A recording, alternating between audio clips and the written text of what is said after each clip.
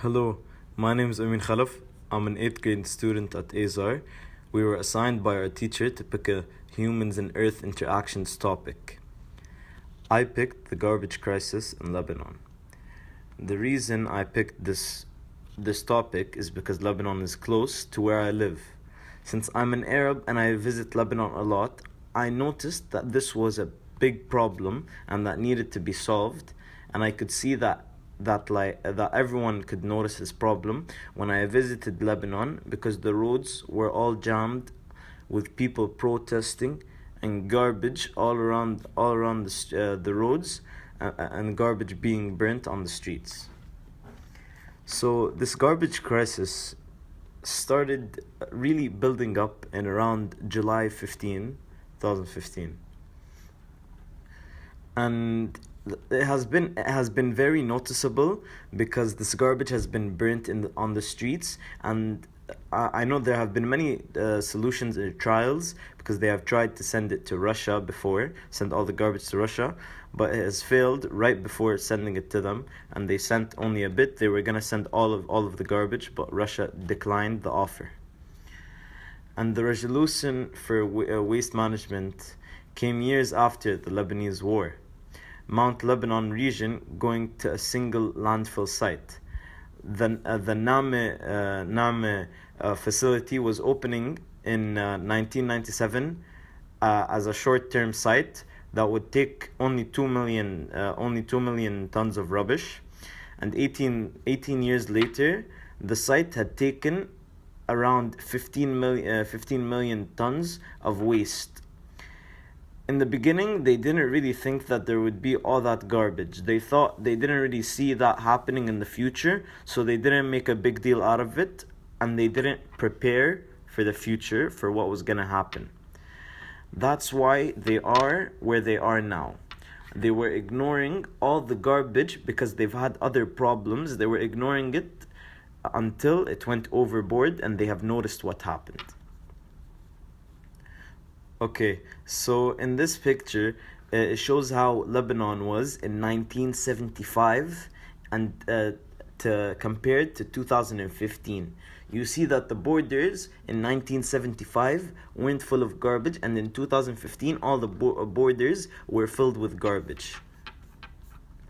Okay, and now this not only has affected the roads of Lebanon, but this has affected the people, because this is very cancerous, and hospital beds across Beirut have been full recently. And the health minister Wa'il Abu Fa'ar said it took 4 lives through mid-February. But doctors say that a lot of patients are coming in because of the garbage. And I quote, "We're seeing new profiles in the emergency rooms this year," said Joel Khadra Eid, an ER doctor at the hospital. And I quote, these are people who didn't have asthma or allergies when they were young. They've been exposed to pollution that wasn't around before." So he is telling you that all these people are sick because of the garbage, because of the pollution, and that they are burning the garbage, and the garbage is very unhealthy. And the garbage crisis, as you can see, has affected the public in a huge way. There are a lot of Lebanese citizens protesting on the streets of Beirut, which cause traffic for people in emergencies. This garbage is not only a bad look for the country, but especially when this garbage is all around the streets of Lebanon, and that affected the tourism of the country in a big way.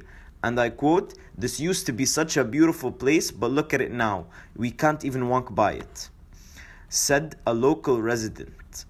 And they told CNN in an interview. This garbage problem is bigger than you think. They have been sending the garbage to other countries, and they have been trying to send it to more countries, and it is crazy how much garbage is burnt every day. That is very unhealthy for anyone to breathe, and it needs to stop soon. And there are some reasons of this garbage crisis: sectarianism, corruption, unemployment, political dysfunction, power cuts, and water shortages. It is hard for Lebanon to remove the garbage because of the corruption in the country. They cannot afford to spend this kind of money to remove the garbage. They have a lot of power cuts and water shortages. The power cuts are a huge problem, especially with dealing with money.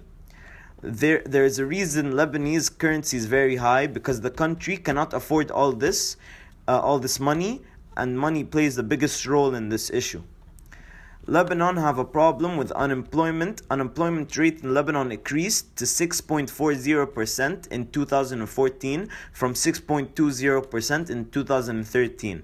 Unemployment rate in Lebanon averaged 7.67% from 1991 until 2014. And it's reaching an all-time high of 9% in 2007 and a record low of 6.20% in 1997, which is the same percent it was in 2013. Unemployment rate in Lebanon is reported by the SESRIC. Even though the unemployment rate increased to 6.40, that is still very low and definitely not enough to help remove the garbage off the streets.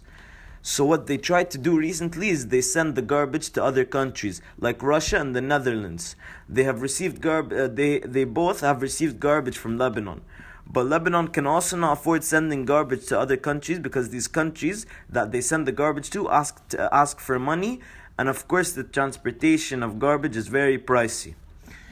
And all these reasons are why this is a huge issue in Lebanon. But this issue is not an issue for long, because they have found many ways to remove all this garbage and to fix this issue.